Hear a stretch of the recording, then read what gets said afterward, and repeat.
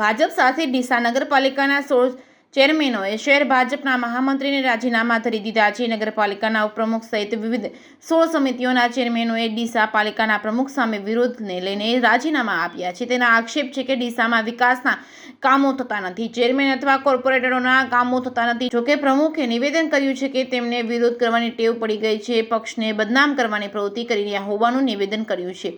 ડીસા નગરપાલિકામાં મેન્ડેટને આધારે પ્રમુખ સંગીતાબેન દવેની વરણી કરાઈ હતી। જોકે પ્રમુખ બન્યાને બીજા દિવસ બાદ ઉપપ્રમુખ સહિત ચેરમેનોએ પ્રમુખનો વિરોધ કર્યો હતો। જે સમયે 8 કોર્પોરેટરોએ રાજીનામા પણ ધરી દીધા હતા।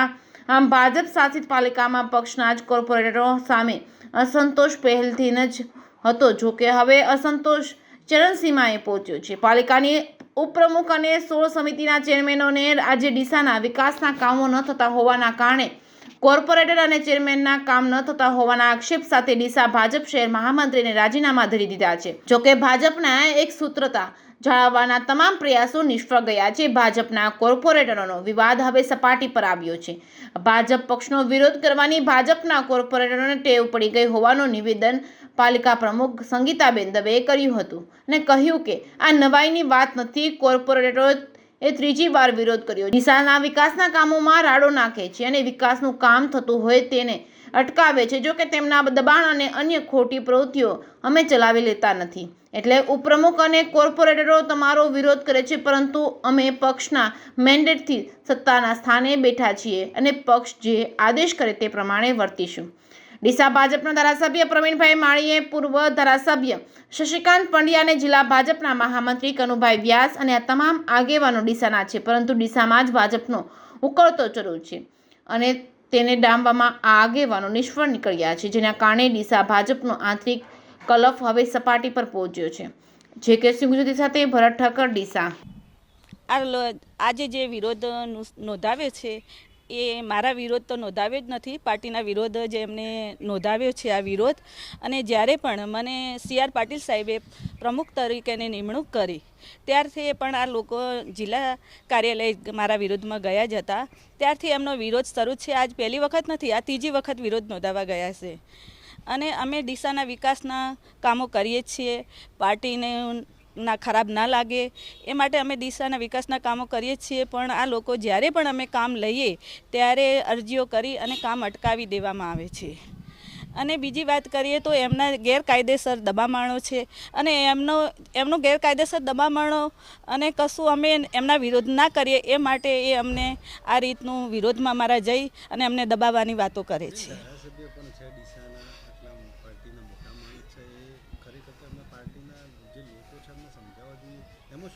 ના, વાત સાચી છે તમારી કે ધારાસભ્ય હોય કે જે મંત્રીઓ હોય એમને આ લોકોને સમજાવવા જોઈએ કે આ બધું ન થવું જોઈએ। આપણે બધા એક જ પાર્ટીના છીએ, પણ તોય પણ જે થાય છે એ સારું તો નથી જ થતું અને એમને સમજાવવા જોઈએ। આજે વાસુભાઈ મોઢ પોતે શાસક પક્ષના નેતા છે,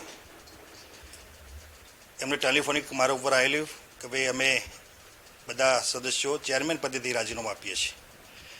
એટલે એમના કહેવા પ્રમાણે 17 જેવા ચેરમેનોના ચેરમેન પદેથી એ લોકો રાજીનામું આપે છે। એમને મને જે વિશેષ વાત કરી એ પ્રમાણે આજથી 15 દિવસ પહેલાં નગરપાલિકામાં પ્રમુખ દ્વારા એમનો કામ ના થવાના કારણે એ લોકો નારાજ હતા, એટલે અમારા જોડે રજૂઆત કરવા માટે આવ્યા હતા। એમની રજૂઆતના આધારે અમે જિલ્લા પ્રમુખ માન્ય કીર્તિસિંહજી વાઘેલા, જિલ્લાના મહામંત્રી અને ઝોન મહામંત્રી સંજયભાઈ બ્રહ્મભટ્ટ, એમને પણ અમે પ્રમુખ મહામંત્રીએ આ વિશે વાત કરેલી કે ભાઈ નગરપાલિકાની અંદર થોડો વિખવાદ ચાલે છે અને લગભગ 22 થી 25 જે સદસ્યો છે એ નગરપાલિકાના પ્રમુખના વહીવટના કારણે નારાજગી છે, તો આનો યોગ્ય નિકાલ થાય એ વાતમાં તમારે આગળ વધવું જોઈએ। જિલ્લા અધ્યક્ષે પણ અમે અમારી વાત સાંભળી અમને કીધું છે કે ભાઈ એનો આપણે રસ્તો કાઢી દઈશું અને જિલ્લા અધ્યક્ષે અમારી વાત સાંભળી અને ઉપર એમને પણ પ્રદેશની અંદર રજૂઆત કરી હતી। પ્રદેશમાંથી પણ એવી વાત હતી કે ભાઈ આનો યોગ્ય નિકાલ આવી જશે, પણ એ વાતને લગભગ મારા ખ્યાલથી 10-15 દિવસ થતાં આજે વાસુભાઈની અધ્યક્ષતામાં, શાસક પક્ષના નેતાની અધ્યક્ષતામાં અહીંયા ચેરમેનોના રાજીનામા મારી પાસે આવ્યા હતા. એટલે મેં મારા પ્રમુખને જાણ કરી.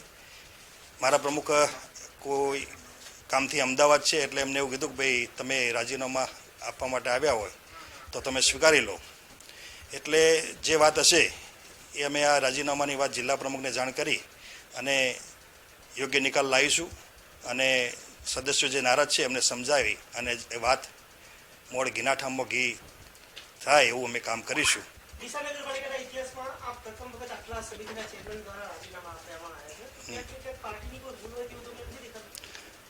આમાં પાર્ટીનો કોઈ ભૂલ હોતી નથી. સદસ્યો એમના પ્રોટોકોલ મુજબ શહેર પ્રમુખ અને મહામંત્રીને રજૂઆત કરતા હોઈએ છીએ. અમે અમારા પ્રોટોકોલમાં અમે જિલ્લાને રજૂઆત કરતા હોઈએ છીએ.